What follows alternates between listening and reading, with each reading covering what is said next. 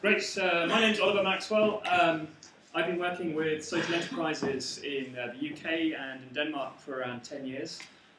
Most recently, I am the starter-upper, the leader behind the Copenhagen City Honey Cooperative, which is a pretty new social enterprise. It's just been going for about a year since I got the idea, but already has attracted a massive attention. We just got an award a couple of weeks ago as one of the 10 best social innovations projects in Europe.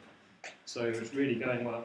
But I've been told I've only got 15 minutes, so and I should tell the story of the project. And therefore, I thought I'd skip over the first 4 billion years of the planet's evolution and come straight to the start of the part I want to talk about. The late Cretaceous, about 110, 120 million years ago.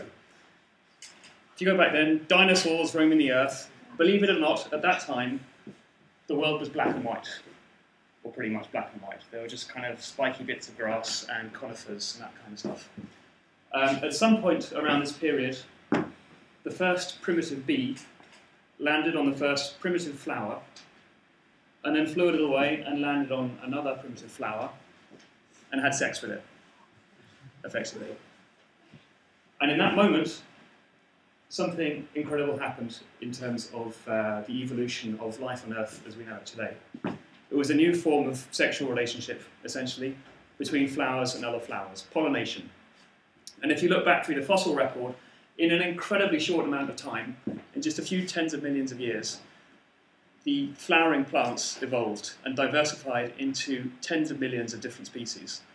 All of the things that we associate with the richness, the diversity of life on Earth today, the colours, the flowers, the smells, the fruit, strawberries, tomatoes, apples, cucumbers, bananas, the different coloured insects, the bees, the butterflies, all of those things evolved out of this relationship between the bee and the flower, or the primitive bee to the flower at that point. And this is a cycle that has continued ever since, for over 100 million years. Every winter, 60,000 bees emerging from their beehive at springtime, flying out to the flowers which are waiting for them, pollinating them, and then in that act, again, creating the fertility and richness of all the things that we like to eat. And the effects for our lives as humans is, of course, enormous. 85% of all the wild plants in Europe are pollinated by bees. If you're a farmer or have an orchard, productivity as the result of bees is 45 to 60% higher than it would be if you don't have bees pollinating your plants.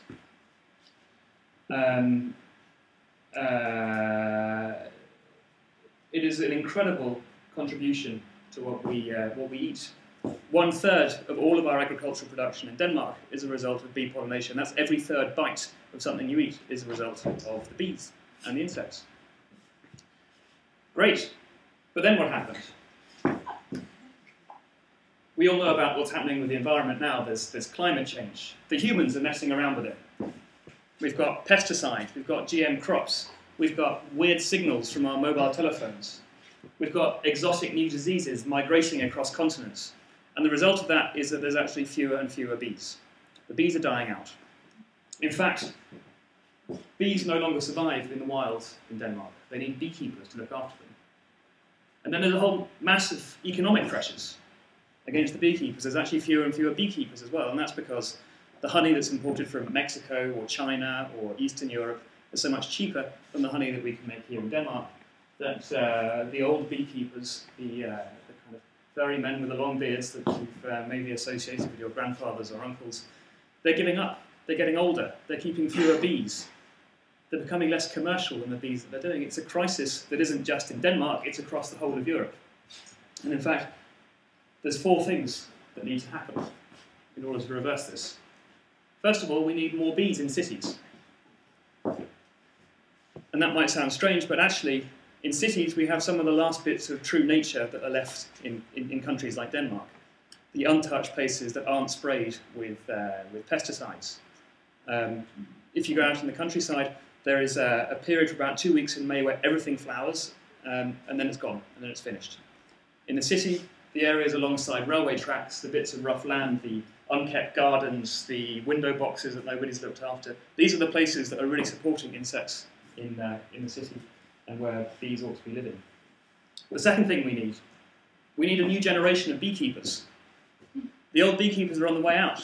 We need younger people, we need people from a more diverse background looking after bees. Where are they going to come from? The third thing we need, what about you guys and me and everyone else? Why is it so difficult to become a beekeeper?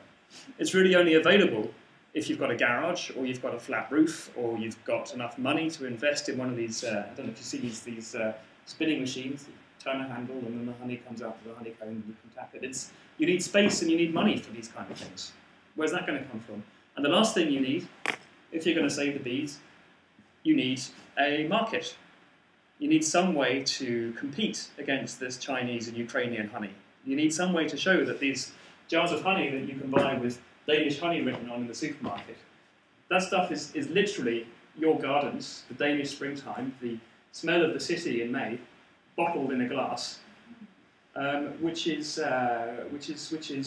gradually becoming less and less and becoming less consumed by Danish consumers. So what are we going to do about that? Well, this is a challenge that the Copenhagen City Honey Cooperative has taken up, and this is what we're working with in our project. Our purpose is to unlock the social and environmental benefits of a sustainable urban honey industry in the city of Copenhagen, and make this industry available to all the people of Copenhagen. That means people from disadvantaged groups, immigrants, and people with mental health problems. It means all of the people out there in the housing ghettos that never participate in the trendy, entrepreneurial, innovative side of the city that we all talk about. It means the businesses, it means the municipality, it means the schools. They all have a part to play in helping the bees of Denmark. We have 3 projects. The first project envisions a new generation of beekeepers from among these excluded groups. We have partnerships with 5 social projects and social housing projects. You all know Kofod School for Amager? Yeah? You heard of that? No? People nodding hands up if you've heard of them. Almost no one. Kofod School, it's a very old traditional place for people who've had mental health problems and are a long way from the work market. They've got a sort of school in Amager where they train people up. We're working with the municipality, we're working with a group of other projects out in different ghettos. The idea is that each of these projects will provide 10 new beekeepers from among their target groups. Some of them are refugees, some of them have mental health problems, some of them are former labourers, they've been out of the work market for ages and there's no place for them left in Denmark. They're going to be tomorrow's beekeepers. We have partnerships with businesses who are supporting those beekeepers to begin. So, for example, Amager Centre, you've all heard of that, right? Mm. Okay. Amager Centre is a huge shopping centre, it's got an enormous flat roof. They would like to have bees on their roof as part of their CSR strategy. Now, our friends from Kofod School, they're almost next door. Part of our concept is that those people from Kofod School, they can come up, look after the bees on the roof of Amager Centre, take the honey down, process it, put it in bottles, and then sell it to the customers of Amager Centre as Amager Centre honey, getting a premium on that price and enabling them to increase the price of the honey that they're doing. Now imagine that 5 times around the city with different businesses and different institutions. Frank Jensen has got involved. He's going to have bees on the roof of the city hall. And the Queen, of course, is going to be called Rit. We're looking into involving Nokia and other projects out in Sydhavn. There's some schools who are interested in involving this model. So that's the first thing, a new generation of beekeepers directly from these groups. The second issue, how do you make it cheaper and easier to become a beekeeper? Well, we have a project with the municipality where there's an old production building over on Amager again, actually, in Sundholm. That's going to be a treatment centre for all of the city's honey.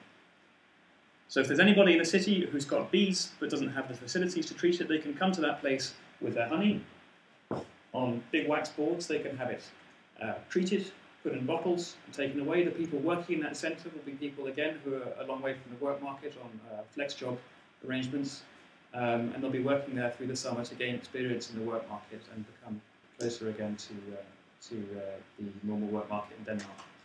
Fine, we've got our beekeepers, we've got our honey processing centre. What about the market? Our third project, the third unit in our business, is called the Bee Boutique, the City Bee Shop. And in the shop, it's going to be possible for all of the beekeepers who have an excess of honey, who produce more than their own consumption, to sell their honey in bulk, where it will be taken in.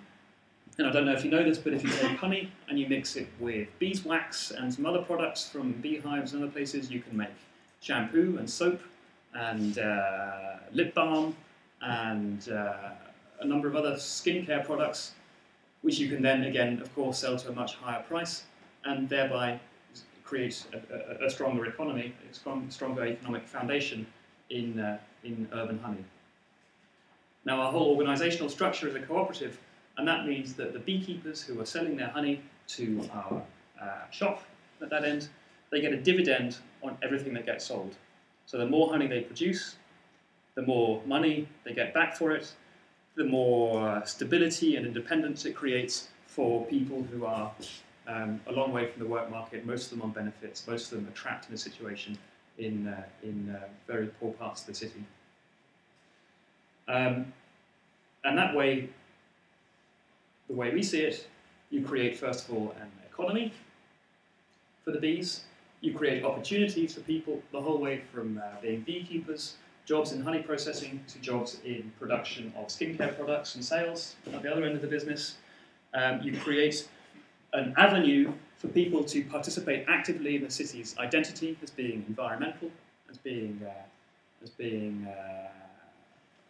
sort of doing something about the environmental problems there are, but most of all, the main purpose of what we're doing is we create an interest in an industry around bees and beekeeping, and the result of that is, of course, a city that will literally hum with life and provide opportunities for everyone in it.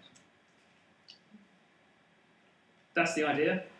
I'm telling you about it because it's an example of a social enterprise. Social enterprises are a really hot topic right now in Denmark. And as entrepreneurs, if you can find an idea that has some of these characteristics, then you're really onto a winner, because the municipality and the politicians are extremely keen on developing more of these sorts of projects. And there's also sort of investors out there who are also lining up in order to support these sorts of initiatives. I know I've probably got some time left, but I thought I'd take some questions. I don't know if you've got any thoughts or questions about the project, or about how it might work. Yes?